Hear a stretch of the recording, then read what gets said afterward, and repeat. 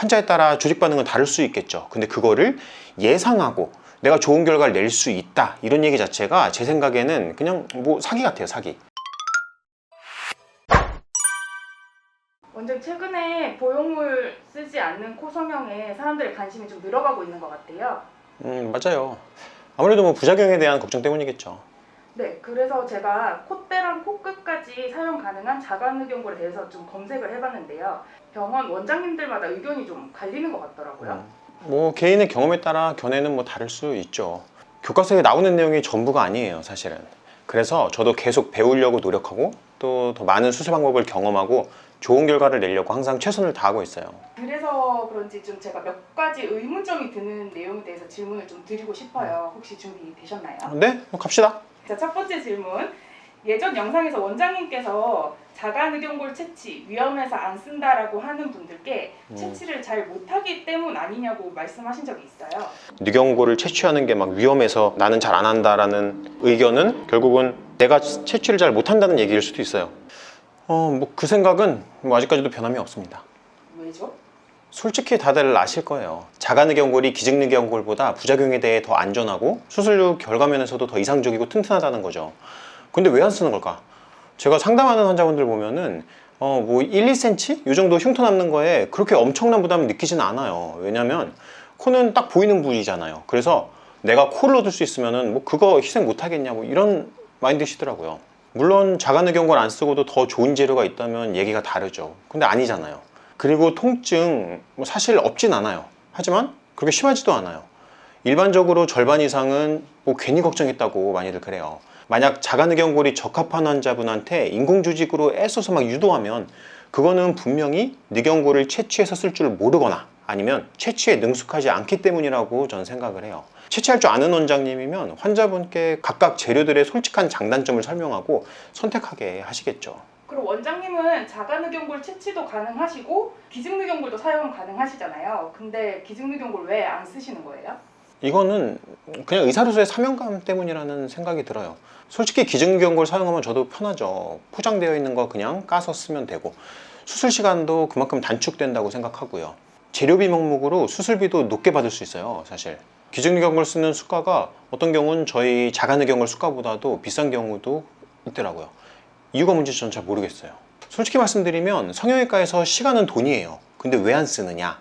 기증누경골을 사용하고 코에 변형이 오거나 아니면 망가져서 재수술을 고민하는 분들 많이 봤는데요. 지금도 계속 찾아오고 있고요. 수술 들어가 보면 코 안에 완전 떡이 돼 있거나 기증누경골이 다 바스라져 있고 막 섬유화돼 있고 그래요.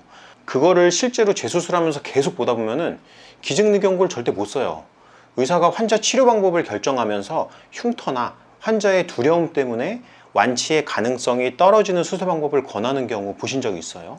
저희 성형외과 의사도 의사거든요. 앞에 질문에서 기증누경골 사용하면 수술 시간이 단축된다라고 말씀을 해주셨는데 어떤 분은 시간 단축을 위해 기증누경골 쓰는 게 아니다, 수술 시간을 줄여야 할 필요가 없다라고도 하시더라고요. 뭐 기증누경골을 쓰는 게 수술 시간을 단축시키지 않는다. 자가누경골 대비요? 잘 모르겠어요. 그래요. 저도 참 이해할 수가 없는 내용인데요. 아마도 자가누경골을 원래 아예 하질 않으니까 기증누경골을 쓰는 게 뭐 수술 시간을 단축시키는 게 아니다, 그렇게 말할 수 있죠. 저는 거기에 한 표가 옵니다. 근데 수술 시간 단축, 환자 입장에서는 상당히 중요한 문제예요. 왜죠? 코 수술할 때 여기 박리에서 이렇게 열고선 수술하거든요. 수술 과정에서 손상된 조직을 오랫동안 열어놓는다고 좋을 게 사실 없잖아요. 수술 시간은 합병증의 발생 빈도와도 연관이 있거든요. 저는 누경골 수술 시간도 단축시키려고 진짜 최선 다하고 있어요. 현재 총 수술 시간을 거의 뭐 2시간 정도까지 단축을 했어요. 수술 시간을 줄일 필요가 없다? 그건 참 이상한 얘기예요. 그럼 이미 기증누경골을 사용해서 수술한 환자들은 무조건 부작용이 일어날까요? 아니면 미리미리 교체를 하는 게 좋은 걸까요? 솔직히 말씀드리면 모두가 부작용 겪는 건 아니긴 해요. 케이스 바이 케이스죠. 근데 뭐 이미 수술은 진행되었고 재료는 사용됐고 그리고 지금 당장 문제가 없어요. 근데 굳이 예방적으로 재수술을 할 필요는 없다고 생각해요. 앞선 수술에서 기증누경골을 사용했던 환자분들의 상태를 보면 기증누경골이 간혹 가다가 멀쩡하게 버티고 있는 경우도 있어요. 자연스러운 교정 정도를 원했다면은 기증누경골을 사용해서 수술했을 때 그대로 유지되는 경우도 있습니다. 제가 기증리경골에 대해서 부정적인 이유는 그 부작용이나 장기 결과의 예측 불가능성이 상대적으로 높기 때문이에요. 일단 뭐 뇌조직이 아니기 때문에 부작용이 일어날 확률이 똑같지는 않겠죠. 통계 논문을 자꾸 근거로 사용해요. 기증리경골 수술 받고 코끝이 떨어지면 그 병원에서 다시 재수술을 받진 않겠죠. 그 과정에서 선택 편향이라는 게 관여한다고 생각을 해요. 경과가 확인되지 않은 환자들은 모두 통계에서 제외돼요. 그러면 어떤 논문도 절대적으로 객관적인 논문이라고 하긴 어렵다. 저는 이렇게 생각을 합니다. 게다가 기증리경골은 아직 코 수술에 사용한 지 그렇게 오래된 재료는 아니기도 하고요. 변화를 겪은 환자분들이 자가내경골 전문병원으로 오시잖아요. 그러면 자가조직을 다루는 원장님들은 인공조직의 문제점을 계속 보다 보니까 그렇게 싫어하는 거예요. 그리고 코 수술 대가님들조차도 자기 가족에게는 기증리경골을 쓰지 않을 거다라고 그래요. 예측 불가능한 부작용이라는 게 얼마나 큰 단점인지 사람들은 잘 몰라요. 저는 그 사례들을 계속 보고 있고, 그리고 지금도 계속 발생하고 있어요. 더 심각한 케이스를 볼 때마다 항상 새롭다는 느낌이 들어요. 그래서 저는 안전을 위해서 기증리경골을 사용하지 않자, 이런 주의입니다. 자가내경골의 와핑 때문에 기증내경골을 쓰신다는 분들도 계세요. 자가내경골을 깎아 쓰는 것 자체가 와핑을 유발한다고 하시더라고요. 와핑 뭐 올 수도 있습니다. 근데 뇌경골을 깎고 써는 과정에서 와핑이 유발된다, 이렇게 말씀하시는 분들은 하나는 알고 둘은 모르는 거예요. 사실 뇌경골을 그렇게 쓰는 방법만 있는 건 아니거든요. 책에 써 있는 내용만 본다면 와핑은 정말 뇌경골에서 제일 무서운 문제예요. 근데 경험을 계속 쌓다 보면은 와핑이 뭐 그다지 큰 문제는 아니에요. 게다가 와핑을 최소한으로 줄일 수 있는 방법이 이미 수많은 시행착오 끝에 나와 있는 방법들이 많이 있습니다. 이렇게 수술을 하면 일반적으로 와핑이 생겨도 약간 와핑 정도인데, 간단하게 깎아주거나 다듬어서 고정시켜주면은 그냥 해결되는 문제예요. 근데 그런 와핑 때문에 기증리경골을 쓴다. 뭐 이거는 환자분들의 선택에 맡기겠습니다. 기증내경골이 뇌조직이 아니니까 면역 반응이 있을 수도 있잖아요. 일반적으로 기증리경골을 만들 때 면역 반응을 유발하는 세포 성분들은 제거해서 사용하기 때문에 사실은 문제가 없다고 해요. 근데 이거는 이식 거부 반응 관련된 이야기예요. 근데 어떤 분은 기증내경골이 거부 반응이 일어날 확률은 높지만 예전보다 기술이 발전을 했기 때문에 문제가 되는 부분이 많이 줄어들었다고 하던데요. 그런가요? 제가 재수술하면서 보는 환자분한테 들어있는 기증리경골이 있죠. 근데 그 뇌경골들은 하나같이 좀 상태가 좋지는 않아요. 이상하네요. 기술이 더 많이 발전돼야 될 것 같아요, 제 생각에는. 기증내경골로 인한 부작용 발생 확률이 조금은 낮아졌다? 이런 말인 것 같아요. 그렇죠. 뭐 점점 나아지겠죠. 만약에 나아지지 않는다면 대체 재료가 개발이 되고 뇌경골은 퇴출되겠죠. 현재로서는 자가조직보다 부작용 확률이 낮은 인공조직이나 동종조직은 없다고 생각해요. 자, 7번째 질문. 좋은 기증내경골, 안 좋은 기증내경골이 따로 있나요? 뭐 그런 건 있어요. 기증자의 연령대 아니면은 뇌경골 부위에 따라서 연골의 상태가 사실은 천차만별이기는 해요. 그 중에서 좋은 기증뇌경골, 안 좋은 기증뇌경골, 정하기에 따라 그럴 수도 있겠죠. 근데 문제는 그 연골을 이식했을 때 나타나는 개인의 조직 반응을 예상할 수가 없다는 거예요. 흉조직 반응 예상할 수 있나요? 없어요. 흉터 안 생긴다는 이야기하면은 이거는 의료법 위반이에요. 의학적으로 인정되지 않는 내용이기 때문에 그래요. 과장 광고라고 얘기하죠. 예측 불가능한 내용에 대해서 내가 잘할 수 있다, 장담하는 거 있죠. 부작용이 없다, 이런 얘기 하는 거 그거 불법이에요. 사실만을 이야기해야죠. 기증뇌경골을 특별한 방법으로 이식을 해서 자기 뇌경골보다 더 좋은 이식 결과를 약속한다거나 더 좋은 기증뇌경골을 선택해서 그거를 이식을 하면 환자에 따라 조직 반응은 다를 수 있겠죠. 근데 그거를 예상하고 내가 좋은 결과를 낼 수 있다, 이런 얘기 자체가 제 생각에는 그냥 뭐 사기 같아요, 사기. 물론 계속 경험하다 보니까 어떤 게 낫더라, 이건 되겠죠. 근데 내가 좋은 기증뇌경골을 선택해서 예측 불가능성을 최소한으로 할 의느님이다, 자신 있다, 이런 발언은 문제 있는 발언이에요. 책임질 수 없는 발언. 적어도 이런 발언은 자기 진료실에서만 하셔야 돼요. 그럼 기증뇌경골을 사용할 때 선택해서 사용을 할 수 있는 건가요?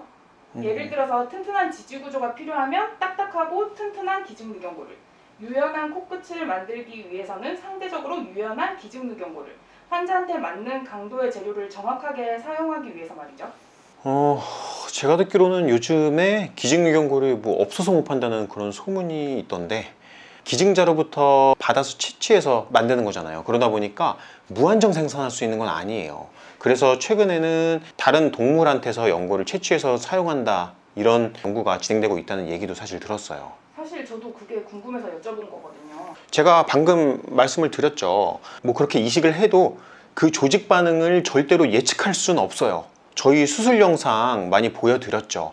연골이 섬유화돼 갖고 이렇게 물렁물렁해지면서 거의 없다시피 한 경우도 있고, 어떤 경우는 단단하고 석회화돼서 연골이 이 뼈조각처럼 다 부스러져 있는 경우도 있고.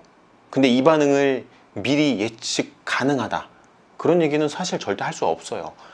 그냥 한계점이 있는 재료를 쓰다 보니까 최선을 다해서 노력하는 과정으로서 연고를 열심히 골라보고 이런저런 시도를 해본다, 뭐 그런 개념 아닐까요? 근데 일반적으로 자가늑연골이나 기증늑연골을 사용해서 수술을 받는 경우는 이미 코의 상태가 안 좋은 경우가 대부분이잖아요. 그래서 늑연골의 상태가 아무리 좋아도 이미 코가 많이 망가져 있기 때문에 흡수되거나 염증이 생길 확률이 높다는데 이게 맞는 말일까요? 네, 맞죠. 그렇기 때문에 더더욱 기증연골은 안 되는 거죠. 사실 기본 상태가 안 좋아서 자가 조직으로도 좋은 결과를 예측할 수가 없는 케이스라고 하면, 재료까지 더 불안정하고 예측이 불가능한 재료를 사용한다, 그건 좀 아니라고 볼 수 있죠. 게다가 상태가 안 좋으면 혈류도 많이 부족해요. 그렇기 때문에 염증 가능성도 더 높아지게 됩니다. 똑같이 흡수가 일부 일어난다고 하더라도 우리의 목표는 최선의 결과를 얻는 거거든요. 그래서 가급적이면 자가 조직을 활용하는 게 제 생각에는 여러모로 좋다고 생각을 합니다. 기증늑연골을 사용하고 장기 경과를 봤을 때 코끝이 떨어졌다는 환자들이 꽤 있어요. 저는 이게 녹거나 흡수돼서라고 알고 있었거든요. 근데 어떤 분께서는 코끝을 많이 움직여서 닳아가지고 코끝이 떨어지는 거라고 하시더라고요. 일상생활을 하면서도 먹고 웃고 말하고 표정 쓰고 뭐 이런 과정에서 수천 번 코끝이 막 자극을 받게 되죠.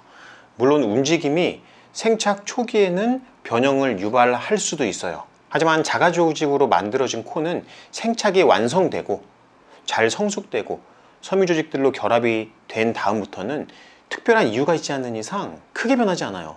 그러면 자기 조직으로 이루어진 구조들 많잖아요. 뭐 내 코나 뭐 팔꿈치 뭐 이런 다양한 부위들 뭐 계속 자극을 받으니까 달아 없어지나요? 그쵸. 알고 계신 내용이 맞아요.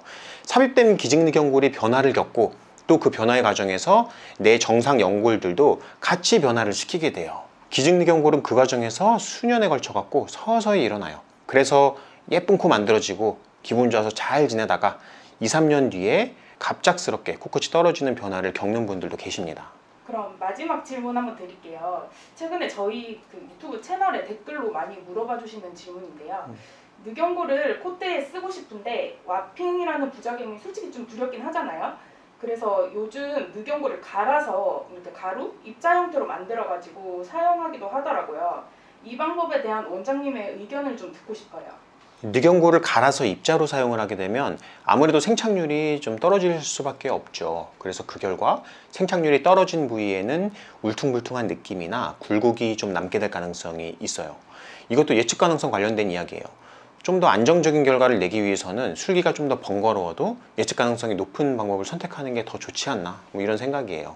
사실 늑연골을 깎았으면 깎는 과정에서 한번 실수하면은 끝이거든요. 다시 붙일 수도 없고, 그래서 저는 방망이 깎는 노인이 된 심정으로 열심히 콧대 늑연골을 깎아보려고 생각을 하고 있습니다.